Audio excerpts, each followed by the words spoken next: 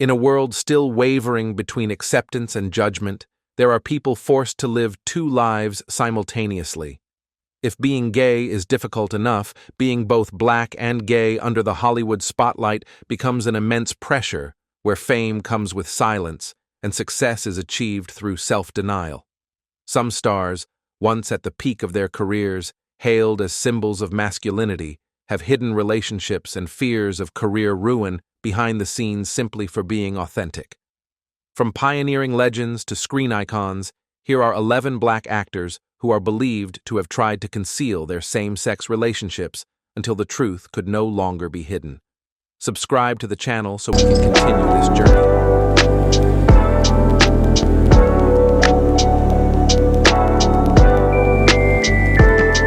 Noble Johnson embodied a pioneering era, one of the first black actors to conquer silent Hollywood with his rare talent and tenacity.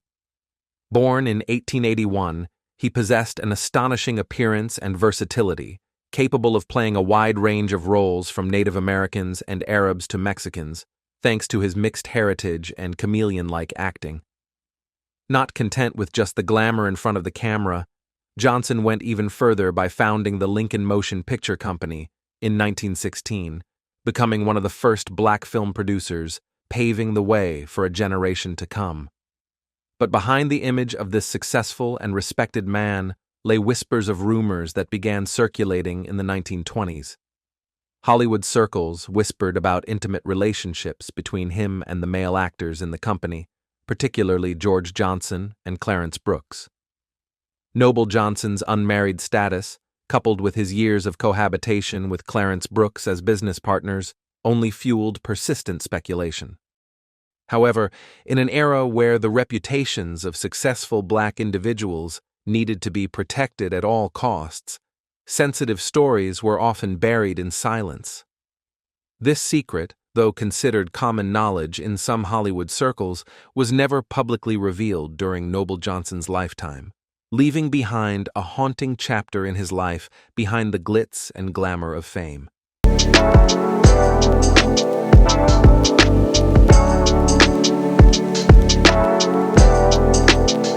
Clarence Muse was one of Hollywood's rare intellectuals of the early era, a true Renaissance man. Born in 1889, he was not only an actor appearing in over 150 films, but also a composer, writer, and even a formally trained lawyer. He is the author of When It's Sleepy Time Down South, a song later associated with Louis Armstrong, demonstrating his influence far beyond the screen. His erudition and rich intellectual life made Muse's private life a subject of constant curiosity in Hollywood. From the 1930s onwards, he frequently appeared alongside younger actors and musicians, particularly his close relationship with Rex Ingram, with the two often spotted together at Harlem jazz clubs during Muse's visits to New York. While sharing a passion for music and theater, many believe their bond transcended professional boundaries. Although married to Oilia Butler since 1912 and with a son, Muse often lived in isolation, traveling alone and rarely socializing with his family. His letters to male friends, according to those who read them, contained an unusual tenderness for the time. This was most notably his relationship with a young composer named James, who was almost inseparable from Muse in the late 1930s and frequently stayed at his Los Angeles home. When James suddenly disappeared around 1940, rumors circulated that Muse's wife had discovered the truth and forced him to make a final decision.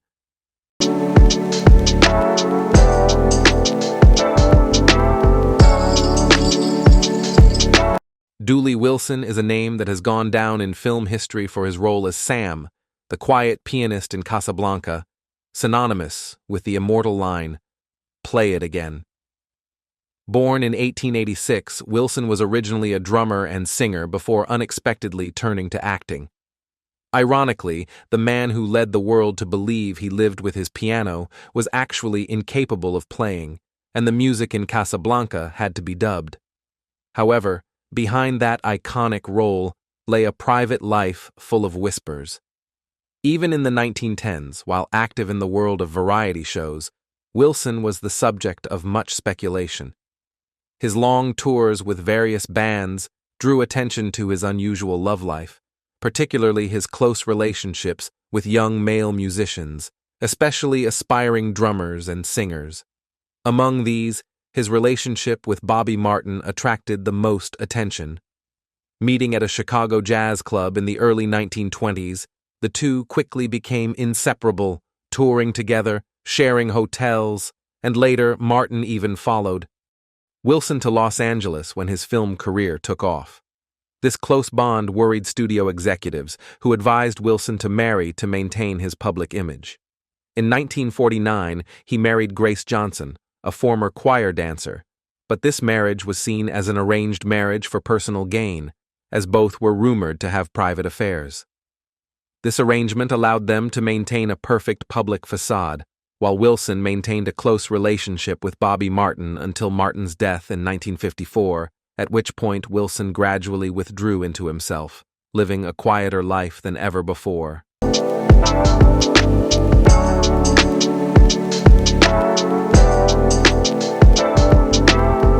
Robert Earl Jones, the biological father of the legendary James Earl Jones, was a talented actor who lived during a time when Hollywood was largely closed off to black artists.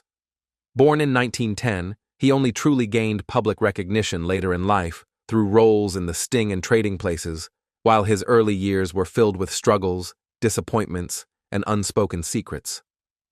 Jones's personal life was always considered chaotic, especially his departure from his family when James Earl Jones was very young. However, according to whispers in theater circles, that departure was not simply irresponsible, but connected to a much more complex and dangerous story. It was rumored that Jones had a romantic relationship with a male theater director in New York, and when his wife discovered the truth, things spiraled out of control. Further persistent rumors revolved around his relationship with a wealthy white theater patron, who allegedly provided financial support in exchange for discreet companionship. This secret arrangement allowed Jones to pursue his passion for acting without financial worries, but simultaneously forced him to live in fear of exposure. The relationship is said to have ended when the patron's family discovered the secret and threatened to disinherit him, closing a chapter of conflict where talent, ambition, and secrecy intertwined in the shadows.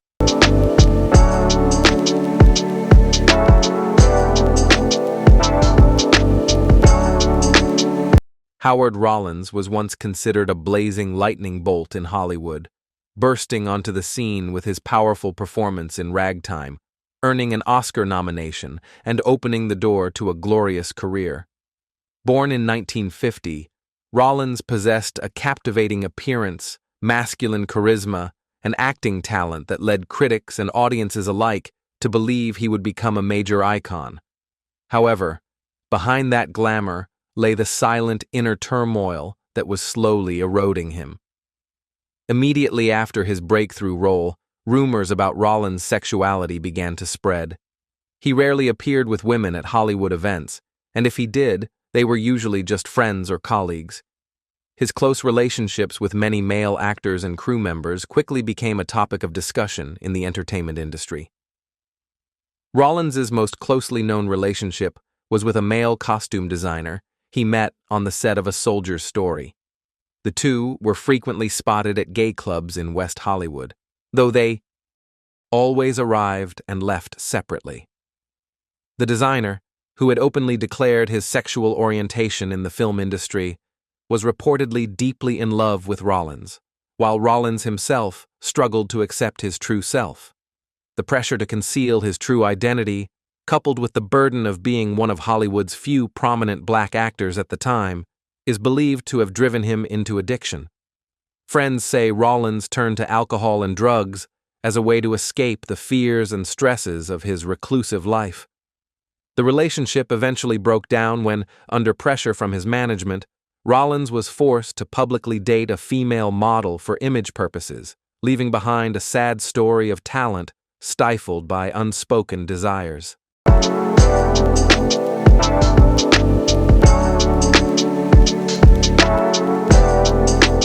Juano Hernandez was one of Hollywood's quiet but influential pioneers, an African-American Puerto Rican actor who broke rigid stereotypes about black artists on both stage and screen. Born in 1896, he was among the few early black actors to be given profound, unconventional roles in major works such as Intruder in the Dust and The Breaking Point. However, in contrast to his strong professional achievements, Hernandez's personal life was shrouded in silence. He never married, a rarity for a successful actor of his generation, and chose to live quietly in New York, away from parties, promotional events, and the noisy glamour of Hollywood. This secrecy fueled much speculation, particularly regarding his close relationships with male actors and directors. The most persistent whispers concern a Broadway director who repeatedly cast Hernandez in plays throughout the 1940s. The two were frequently seen dining together at discreet restaurants in Greenwich Village, an area known for its openness to non-conventional relationships at the time. Years later, letters between them were discovered, revealing a deep bond that many considered romantic. Furthermore, Hernandez's life was intertwined with a young actor named Miguel, who served as both his companion and unofficial assistant for over a decade.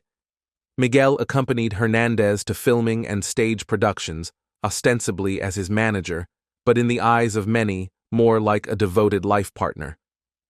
When Miguel died suddenly in 1955, Hernandez is believed to have fallen into a deep depression, leaving a lasting mark of grief that significantly impacted his career in the years that followed.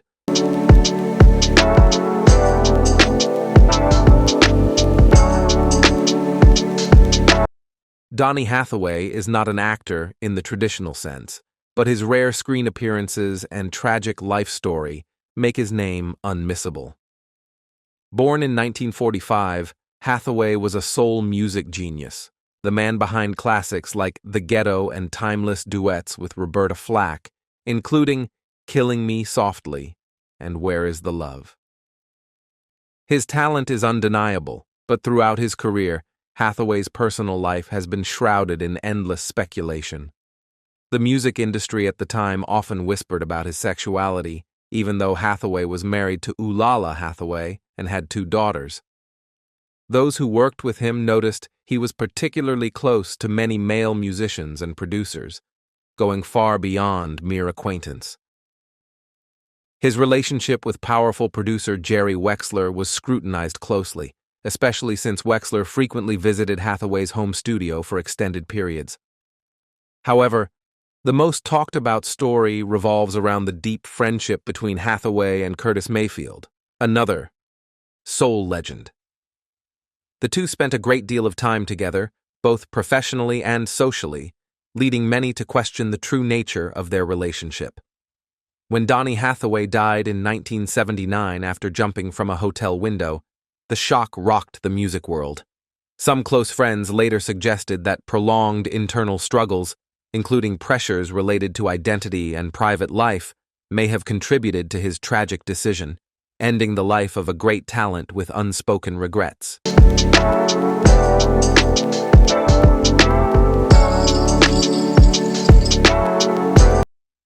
Nick Stewart is best remembered for his role as Lightning in the radio and television series Amos and Andy, but his true legacy extends far beyond that familiar role. Born in 1910, Stewart was a multi-talented artist, active in radio, television, and theater, and later founded the Ebony Showcase Theater in Los Angeles, which nurtured many young black talents. In contrast to his vibrant career, Stewart's personal life was often shrouded in gossip. His long period of celibacy, along with his close relationships with many male actors and directors, fueled constant curiosity within the industry. In particular, the friendship between Stewart and his Amos and Andy co-star Tim Moore was frequently scrutinized due to their frequent appearances together off-set. However, the most persistent speculation revolved around Stewart's relationship with a young actor named David, who worked at the Ebony Showcase Theater. David, initially an assistant, later became a close friend and companion, attending industry events with Stewart and living at his home for many years. Their close relationship led many stage colleagues to believe it was more than just friendship, despite their private lives being kept secret. Stewart later married at an older age, but many in the entertainment industry believed it was a marriage of companionship and prestige rather than love. His wife, a former actress, was also rumored to have romantic tendencies towards women, making the marriage appear as a mutually beneficial arrangement, helping both maintain a safe public image in a prejudiced era.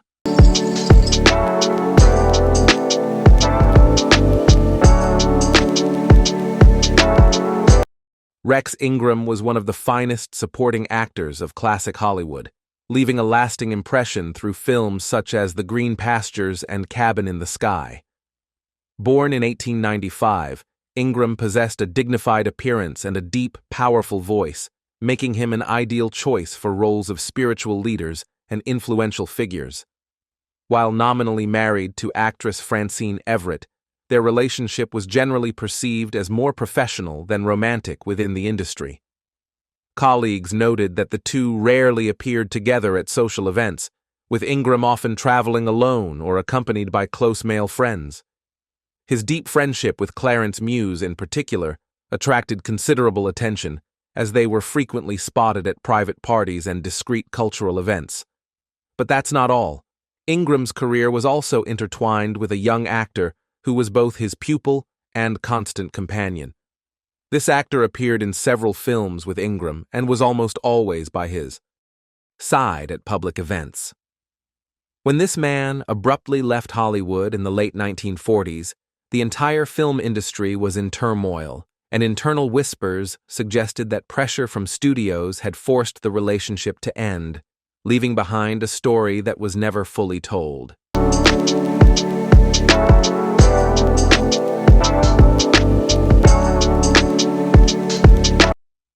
Canada Lee was a remarkable figure in Hollywood and American theater, a former boxer who rose to become an actor and civil rights activist, breaking barriers that few black artists of his time dared to overcome. Born in 1907, Lee appeared in important films such as Lifeboat and Body and Soul, making his mark as one of the first black actors to be given complex, psychologically profound roles, not confined to familiar stereotypes. Although he married twice, both marriages were short-lived and ended in divorce, further increasing scrutiny of his personal life.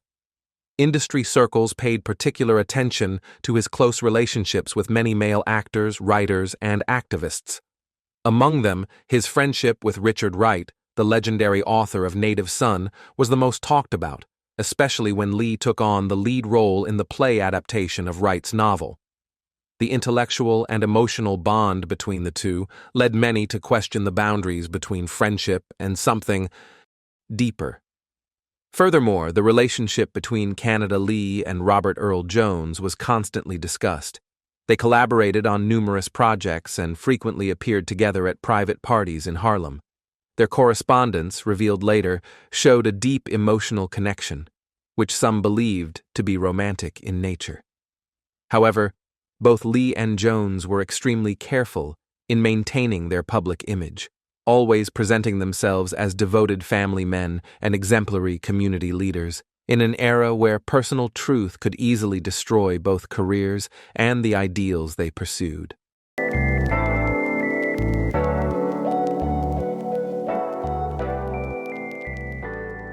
Jermaine Stewart was a quintessential figure of the 1980s pop wave, exploding with the hit song "We Don't Have to Take Our Clothes Off," a dance-addictive track with an ironic message about abstinence. Born in 1957, Stewart was a charismatic performer who began his career as a backup dancer for Shalimar before launching a solo career. His explosive stage energy and distinctive voice made him a familiar and beloved face on MTV in the channel's early years. However, Stewart's sexuality was almost an open secret in the music industry. He openly displayed femininity through his gestures, fashion style, and heavy makeup, often crossing traditional gender boundaries. Despite this, the record label did everything possible to keep his romantic life private from the public. According to several sources, Stewart had a long-term relationship with a male dancer named Marcus, who appeared in some of his music videos, but was always presented simply as a friend or creative collaborator. Even more deeply connected was Stewart's relationship with a British music producer named Simon, who worked on his later albums. The two were frequently seen together at London clubs, and Simon often stayed at Stewart's Los Angeles home for extended periods. Industry insiders understood they were a couple, but Simon's discretion helped the relationship avoid media scrutiny. The most contentious aspect of Stewart's private life, however, was his relationship with his family. While his mother supported his career, she found it difficult to accept his lifestyle. Stewart once confided to friends that he always felt trapped between his true self and the expectations placed upon him as a black male artist, and the pressure to maintain a heterosexual image in the public eye while living authentically had left him exhausted. Thank you for watching, and see you in the next video.